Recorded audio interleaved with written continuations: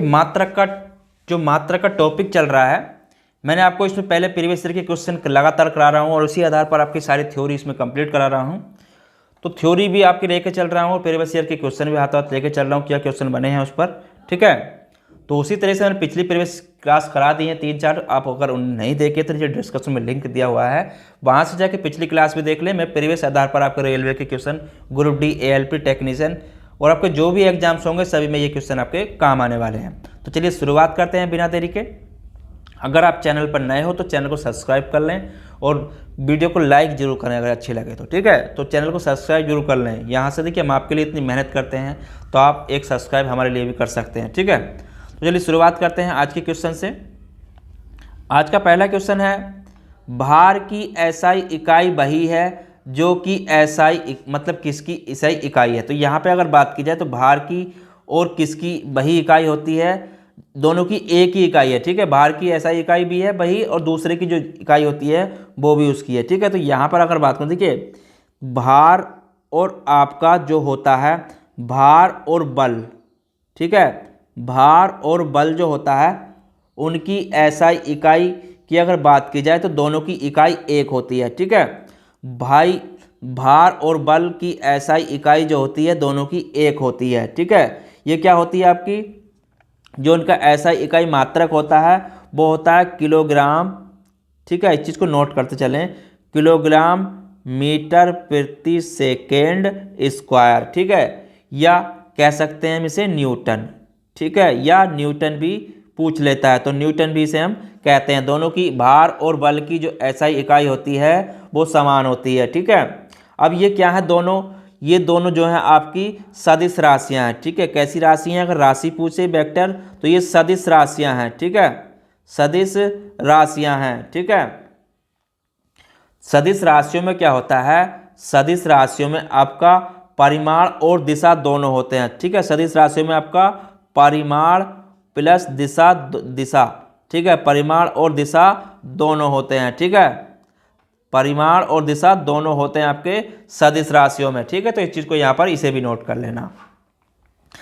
तो इसी तरीके से मैंने पिछली प्रीवियस क्लासों में भी कराया आपको, जो पिछली क्लास कराई हैं इसी तरह से मैं सारी क्लास आपको लगातार करा रहा हूँ। तो वीडियो को लाइक जरूर करें और चैनल को सब्सक्राइब कर लें। ये आपके एग्जाम्स के लिए बहुत ही इंपॉर्टेंट क्वेश्चन है क्योंकि रेलवे में रिपीट ही क्वेश्चन अधिकतर पूछे जाते हैं।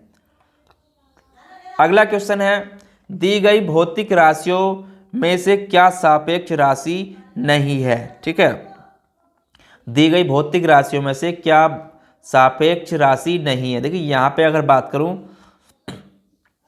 तो यहाँ जो दी गई है, अगर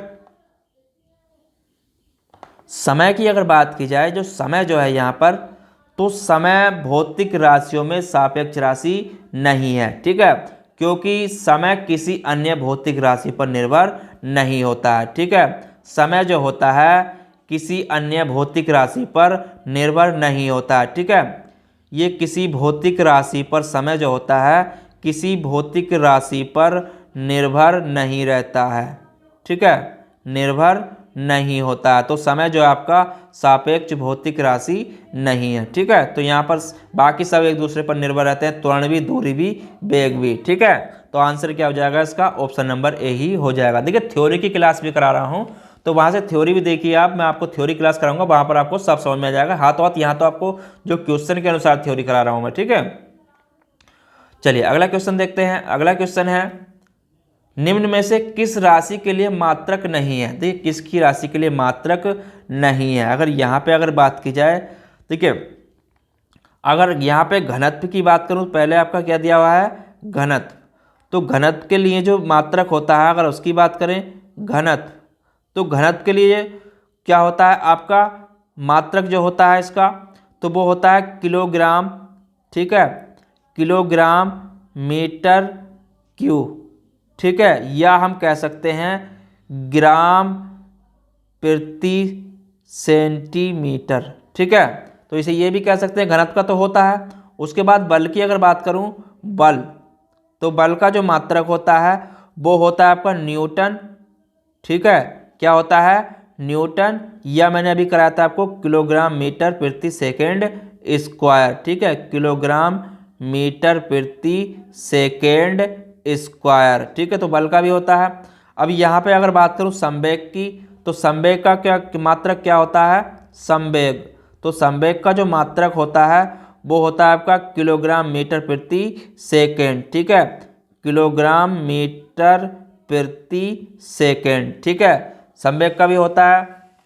लेकिन यहाँ पे अगर बात करूँ आपेक्षिक घनत्व का कोई मात्रक नहीं होता है। ठीक है, आपेक्षिक घनत्व का कोई मात्रक नहीं होता है।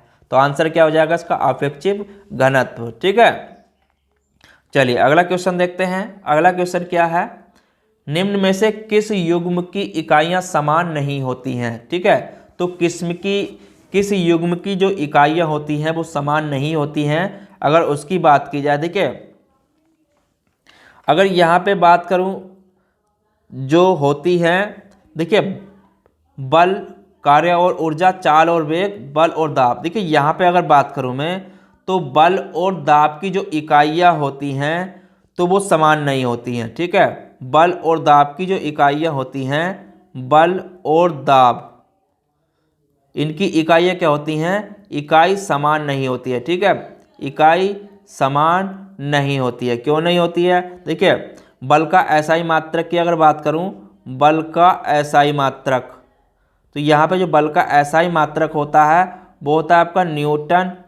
ठीक है, न्यूटन, या जिसे बोलते हैं किलोग्राम। अभी मैंने बताया था बल का किलोग्राम मीटर प्रति सेकेंड स्क्वायर। तो ठीक है, तो इसे हम ऐसे भी लिख देते हैं, ये भी पूछ लेता है आपका kgm।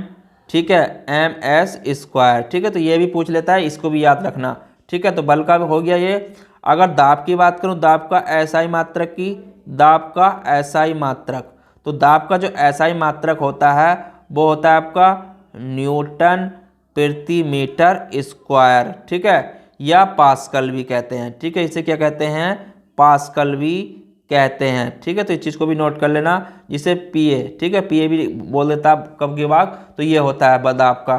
तो यहाँ पर दोनों की इकाइयाँ क्या हैं? समान नहीं है। ठीक है, देखिए बाकी मैंने सबकी चाल की, वेग की, कार्य को पिछली क्लासों में करा दिया है, वहाँ पुरानी क्लास जरूर देख लें, आपको सब समझ में आ जाएगा। ठीक है, तो रिपीट क्वेश्चन होते हैं आपके, हर बार घुमा फिरा के क्वेश्चन पूछता है। ठीक है, तो ये आपका ये भी क्वेश्चन जितने भी हैं सारे रेलवे के एग्जाम्स में पूछे गए हैं। चलिए अगला क्वेश्चन देखते हैं। अगला क्वेश्चन है ओम की इकाई क्या है? देखिए ओम की इकाई की बात करूं तो ओम जो होती है, ओम मीटर प्रतिरोधकता की एसआई इकाई है। ठीक है, ओम मीटर जो है आपकी प्रतिरोधकता की एसआई इकाई होती है। ठीक है, तो ओम मीटर की अगर बात करूं, ओम मीटर, जो ओम मीटर होती है, ओम मीटर, तो ये काय की होती है? आपकी प्रतिरोधकता की एसआई इकाई होती है। ठीक है, प्रतिरोधकता की एसआई इकाई है। ठीक है, तो इस चीज़ को भी यहाँ पर नोट कर लेना। देखिए अब ये होती क्या है? 1 मीटर अगर लंबे किसी पदार्थ का टुकड़ा अनुप्रस्थ काट का क्षेत्रफल अगर 1 वर्ग मीटर है, तो उस पदार्थ के टुकड़े का प्रतिरोध, टुकड़े का जो प्रतिरोध है, प्रतिरोधकता कहलाती है। प्रतिरोधकता या विशिष्ट प्रतिरोधकता को हम जो कहते हैं, अगर यहाँ पे बात करें प्रतिरोध का सूत्र भी पूछ लेता है तो वो होता है आपका ये। ठीक है, R बराबर A/L ओम मीटर। ठीक है, तो इस चीज़ को यहाँ पर नोट कर लेना, ये सूत्र भी आपसे पूछ लेता है। ठीक है, चलिए आगे बात करते हैं। जितने भी क्वेश्चन है आपके सभी रिपीट क्वेश्चन करा रहा हूँ उसी आधार पर आपको। ठीक है, अगला क्वेश्चन देखते हैं। अगला क्वेश्चन है मंदता की अंतर्राष्ट्रीय एसआई इकाई है। तो मंदता की अंतर्राष्ट्रीय एसआई इकाई की अगर बात करूं, देखिए अगर यहाँ पे बात की जाए, जो कोई तो होती क्या है? देखिए किसी भी अगर गतिमान वस्तु के वेग में जो परिवर्तन की दर को हम क्या कहते हैं? त्वरण कहते हैं। अगर कोई गतिमान वस्तु के, अगर यहाँ पे थ्योरी लिख ले थोड़ी सी, किसी गतिमान वस्तु के वेग को, किसी गतिमान वस्तु के वेग परिवर्तन की दर को, वस्तु के वेग परिवर्तन की दर को, वेग परिवर्तन की दर को क्या कहते हैं? हम त्वरण कहते हैं। ठीक है, क्या कहते हैं? त्वरण कहते हैं। अब यहाँ पे त्वरण से एक क्वेश्चन आपका क्या बनेगा, यदि वेग की दर ऋणात्मक है, ठीक है। अब यहाँ पर अगर बात करूँ, वेग की दर जो है, वेग की दर आपकी क्या है, ऋणात्मक हो, ठीक है। अब वेग की जो दर है अगर वो आपकी क्या हो, ऋणात्मक हो, ठीक है, ऋणात्मक हो, तो इसे हम क्या कहते हैं, मंदता। अगर वेग की दर ऋणात्मक है तो ये क्या कहलाता है आपका, मंदता, ठीक है, तो मंदता कहलाता है।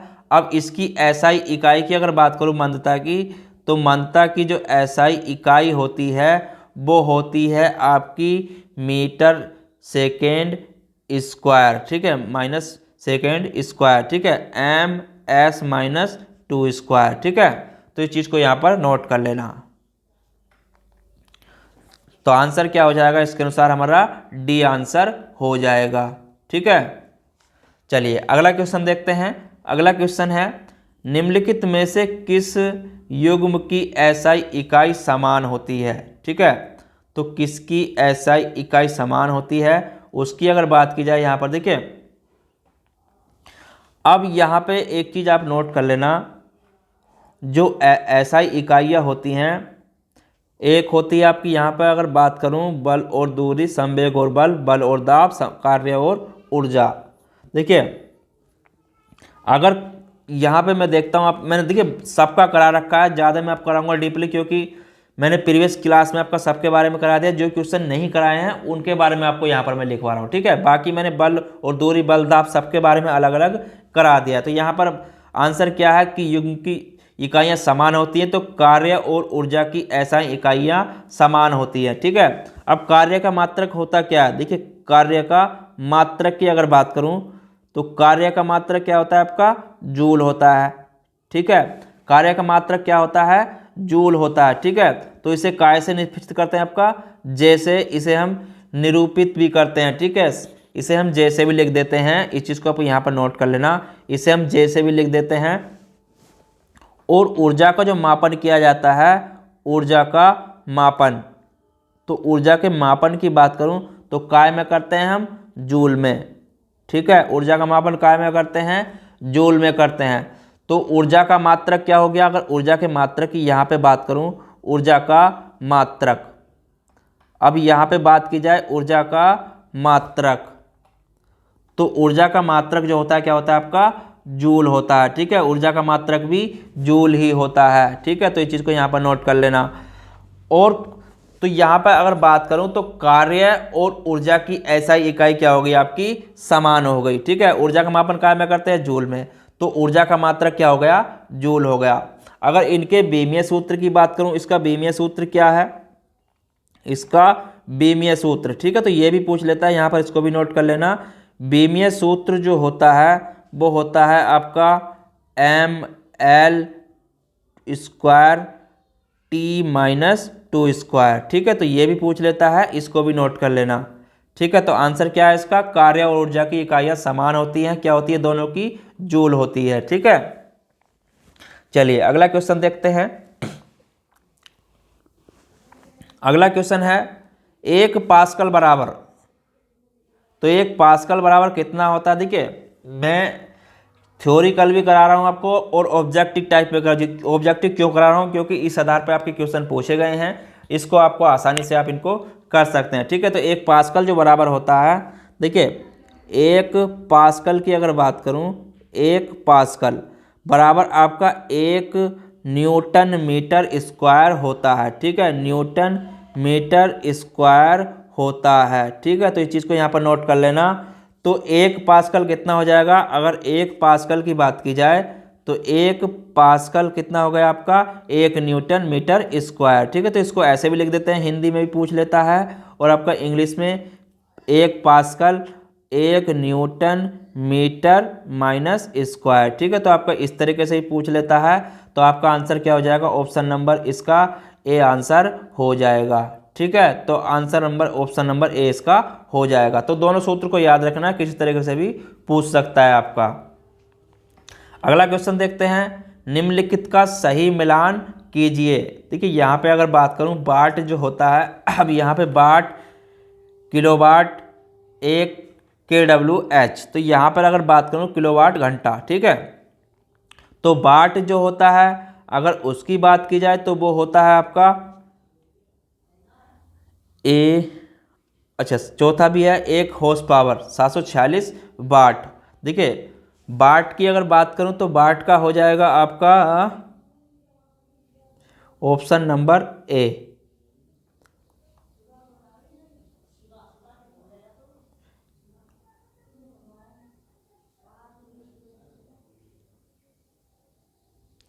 अच्छा तो किलोवाट का हो जाएगा आपका 1000 वाट। 1 WH का हो जाएगा आपका 1 WH 1 किलोवाट घंटा 3.6 गुणा 10 की पावर जूल हो जाएगा। उसके बाद 1 HP की अगर बात करूं तो 1 HP कितना होता है आपका 746 वाट ही होता है, ठीक है। तो ऑप्शन नंबर की अगर यहाँ पे बात करूं तो ए के अनुसार ये आपका सही हो जाएगा, ठीक है। वाट नैनोमीटर, ठीक है। और आपका 1 KWH की बात करूं तो 3.6 गुणा 10 की पावर 6 जूल, ठीक है। ये हो जाएगा 1 हॉर्स पावर 746 वाट। तो आंसर नंबर इसका ए सही है, ठीक है। चलिए अगला क्वेश्चन देखते हैं। अगला क्वेश्चन है विद्युत धारा की अंतर्राष्ट्रीय एसआई इकाई क्या होती है। विद्युत धारा की अंतर्राष्ट्रीय एसआई इकाई की अगर बात करूं तो ये होती है आपकी एम्पेयर, ठीक है। क्या होती है? एम्पेयर। देखिए किसी भी विद्युत चालक में आवेश के दर की प्रवाह को हम क्या कहते हैं? विद्युत धारा कहते हैं। विद्युत धारा की दिशा धन आवेश की गति दिशा की ओर मानी जाती है। इसका मात्रक क्या है आपका? एम्पेयर है। और ये जो है आपकी अदिश राशि है, ठीक है। ये क्या है आपकी? अदिश राशि है। इस चीज़ को भी यहाँ पर नोट कर लेना, ये आपकी अदिश राशि है विद्युत धारा। तो विद्युत धारा क्या आपकी?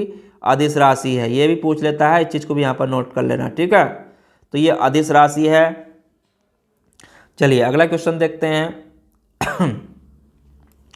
तरंग दैर्ध्य की एसआई मात्रक क्या है? तो तरंग दैर्ध्य का जो एसआई मात्रक होता है वो होता है आपका मीटर, ठीक है। क्या होता है? मीटर होता है। अगला क्वेश्चन देखते हैं। अगला क्वेश्चन है किसी पदार्थ की मात्रा को मापने के लिए निम्नलिखित में से किस इकाई का उपयोग किया जाता है? देखिए अगर कोई भी पदार्थ है उसकी मात्रा विशिष्ट मूल कणों संख्या का अमाप होती है, ठीक है। कोई भी पदार्थ है उसकी मूल कणों की संख्या अमाप होती है। ये मूल कण क्या होते हैं? एक परमाणु, अणु, आयन, इलेक्ट्रॉन या कणों का विशिष्ट समूह हो सकता है। पदार्थ की एसआई मात्रक की अगर बात करूं तो ये मोल होता है, ठीक है। पदार्थ की मात्रक का जो होता है ये आपका मोल होता है। इसे हम मोल ऐसे भी लिख देते हैं, ठीक है। तो ये भी पूछ लेता है।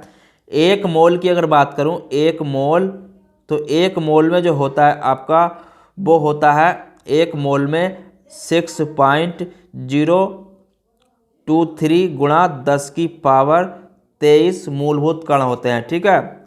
मूलभूत इसमें आपके कण होते हैं। तो इस चीज़ को आपको याद कर लेना, ये भी एग्जाम्स में पूछ कर लेता है, ठीक है। अगर टेस्ला की बात करूं तो ये क्या होता है आपका? चुंबकीय घनत्व का मात्रक है, ठीक है। टेस्ला क्या आपका? चुंबकीय घनत्व का मात्रक है, ठीक है।